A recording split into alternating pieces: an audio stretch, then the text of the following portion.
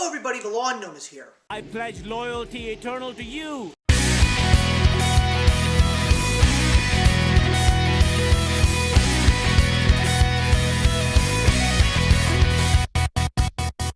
Before I begin this episode, I want to give a huge shout out to Nest Central Air, because if it wasn't for my amazing central air system that came with my house, I wouldn't actually be able to film this video in this getup, because this is what a lot of people who have reviewed this movie already have done, and I wouldn't do it if it was 80 or higher degrees and extremely humid, which is exactly what it's feeling like outside right now. So it is a nice, calm, mid-60s right now, so we're doing this. Of course, we're obviously talking about the newest addition to the Men in Black franchise, this time directed by Straight Outta Compton's director F. Gary Gray, Men in Black International, starring a whole new cast including Tessa Thompson, Chris Hemsworth, Emma Thompson, Rebecca Ferguson, Kumail Nanjiani, Rafe Spall, and Liam Neeson. So, I have to get this out right now. When I first heard that they were planning on making this movie, I was 100% not on board this train. I was saying to myself, why does this need a reboot? We've gotten 3 decent Men in Black films, some better than others. I personally still feel, after seeing this newest one, that Men in Black 2 is definitely still the weakest. However, then the trailers started showing up, and it turned out that this is not necessarily considered a reboot, rather it is a continuation of the story, also opening up a larger world for Men in Black. So, of course, after seeing the trailers, I sort of started to get a little bit more on board. I thought the casting was good, I thought the trailers were really funny, so I said to myself, you know what? I'm gonna go see this. I am expecting nothing but a fun time in the theaters.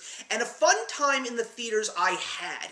It is without a doubt not the best movie out there. The best movie in this franchise is still number 1, with Will Smith and Tommy Lee Jones, but this one is not terrible. The only thing that I can say that could be the downfall of this movie is just the fact that we really didn't get anything new, to an extent, and I'll get to that at the end of this review.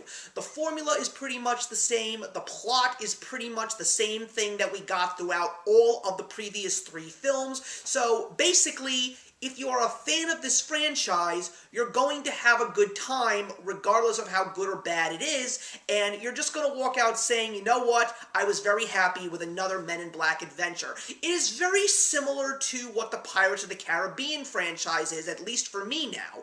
They're nothing compared to the first 3 films, but they're still fun adventures, and that's pretty much what I walked out of this movie feeling. I thought it was funny, I thought the characters were very good, I did think that they lacked a little bit of development, some more than others. I did really like Chris Hemsworth's character, Agent H. I really liked what they did with his character. They gave me a couple of interesting surprises that I didn't really see coming. However, they were kind of predictable, and that was another small downfall of this film. There is a great deal of fan service in this movie, especially people who loved the original 3, because they did tip their hats off to Tommy Lee Jones and Will Smith in a very small scene in the movie, and they basically keep the camera on that one specific thing that focuses on them for a great deal of time, so they're like, okay, they're in the same Men in Black universe as Agents J and K, we're good. I also feel that some of the cast members that didn't get so much screen time deserved a little more screen time. I thought that Emma Thompson, especially when she played off of Tessa Thompson, was really funny. I'm really upset that we didn't get much of Agent O, because we did even get introduced to her in Men in Black 3. Also, when Liam Neeson is in a movie, I am always excited, and he has done his share of comic book movies already, but to see him as High T, who is the head of the Men in Black England International Division, was definitely really fun, and I really appreciated his character. Also, the highlight of this film, without a doubt, is Kumail Nanjiani. He is great in Silicon Valley, and of course, The Big Sick, but him as the digital alien character Pawnee was fantastic. All of his jokes were on point. He basically was this new Men in Black team's Frank, and Frank, if you've seen the Men in Black films, you know him, you love him. It's always great to get one of those characters that just throws out great wisecracks with perfect comedic timing.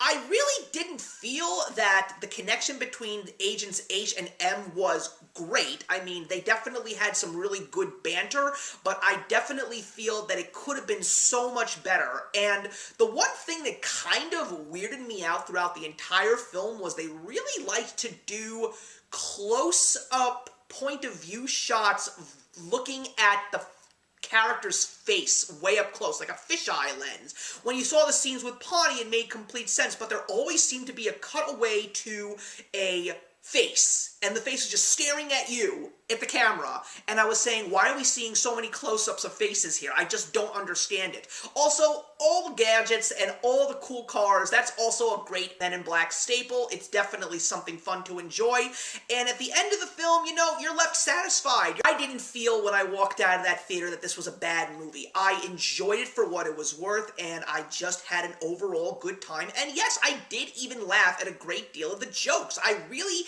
did think that some of the comedy was good. I don't know why so many people are not too thrilled about it, because maybe I just like stupid jokes. That's just me, I guess. Also, would it have been nice to see Will Smith's Men in Black song throughout the film, even though we got Danny Elfman back to score the soundtrack?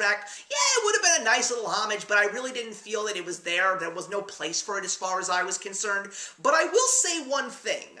This movie actually gives the opportunity to make a lot more sequels, because the one thing that was a big eye-opener for me was probably one of the more subtler things of the whole movie, and that was the fact that they started mentioning other branches of Men in Black, not necessarily just in London. So I was saying to myself, wow, how many branches of Men in Black are there? There are probably Men in Black branches throughout all the continents. So what does this mean? Will we actually get another Men in Black follow-up, Agents H and M? Or will we actually see stories told from different points of view from different branches of Men in Black? Will we see, I don't know, the South African branch, the Japan branch, the Australia branch, the Israel branch? Between you and me, guys, if they ever actually wanted to go that far and do a Men in Black division in Israel, I would definitely say that Gal Gadot should be the head of the division. I'm just saying, or if anything, just make her a high agent. But I would definitely say that if you are a fan of the Men in Black franchise, I think that you will appreciate this film. It was fun, it was enjoyable, especially for a Men in Black fan like me, whose expectations for Men in Black after the second one were really not so high, and that's why I enjoyed the third one as much as I did, and that's why I enjoyed the fourth one to a certain degree as much as I did the third one.